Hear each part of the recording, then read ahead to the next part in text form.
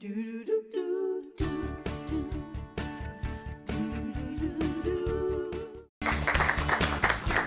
really excited about this. Sophie Uliano is here with a DIY exfoliating facial cleanser. And of course, it's all natural, so I'm very, very excited. Yes. All right, so why is it important that we exfoliate our skin? Well, we need to exfoliate to remove sort of ingrained dirt and grime. Mark, you would, after wearing makeup and things like that. That doesn't help either, Sophie.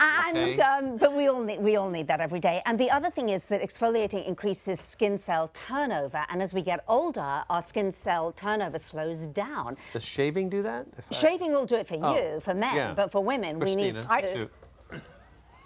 Mark. Okay. Sorry, I just had. The show is we're running out of show. Yeah. But women need to exfoliate every single day. Absolutely. Yeah. Well, why do you suggest we make our own rather than buying it?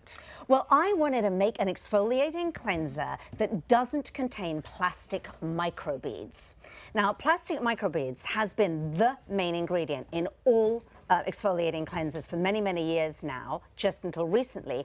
Horrible for the environment because it's plastic, it goes into our waterways, into our water, and it's not biodegradable. Does it make it into that big island in the middle of the Pacific Ocean? It totally does, yes. Sooner or later it will. But but the good news is that it's been outlawed as of 2015. They cannot use them anymore. So I wanted to create a DIY cleanser that uses an ingredient, a very magical one, that replaces those beads. What, pray tell, could that be?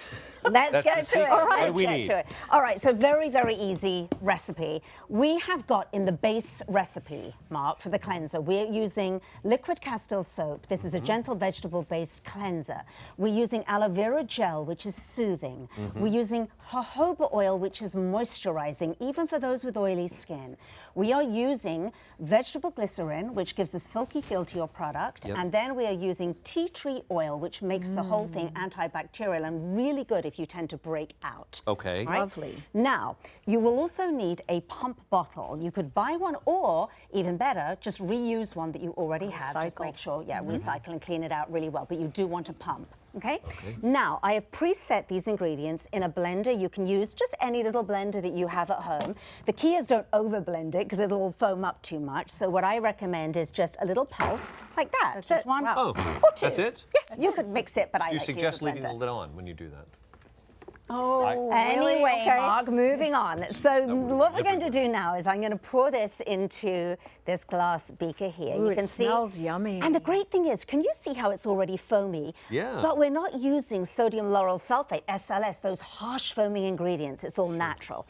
Now for the magical ingredient. This is what I'm using in place of the plastic microbeads. These are called jojoba pearls. All right, jojoba pearls, and they're little tiny microscopic, all natural beads of jojoba oil. And look at them, they're so pretty, aren't they? They are. And they are non-soluble in water, so they'll hold their shape even when they're in an aqueous solution that we're using now. How much do you use of that? So I'm using 2 teaspoons. By the way, the recipe, amounts for the recipe is on the website for the whole of this, all right? So in it goes here, and Christina, look at how pretty this is. And of course, this is a minty cleanser because I use mint Castile my goodness, soap. it smells lovely. And it smells lovely and refreshing. Now, what I'm going to do here, I use a little funnel to just pour it into. Can I ask if you make a whole bunch of it, like a gallon of it, could you put it in your bath water?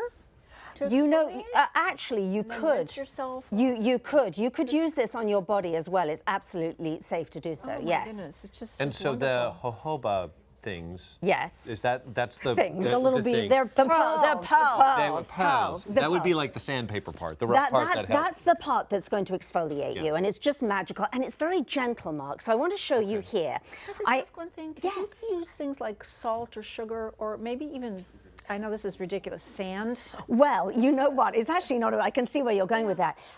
I wouldn't use any of those for your facial skin because it'll cut your skin. You can, of course, use salt and sugar on your body, and it's a great exfoliant, not on your face. Okay. Now, I want to show you here, Christina, in the bottle. Let's just use this one here. And I'm just going to show you how this works. So you might want to give it a little shake before you use it. As you can see, I made this 24 hours ago, and they don't settle. They stay like that. However, you might want to just give it a little shake. Then I'm going to pump out a couple of pumps here, add a little bit of water.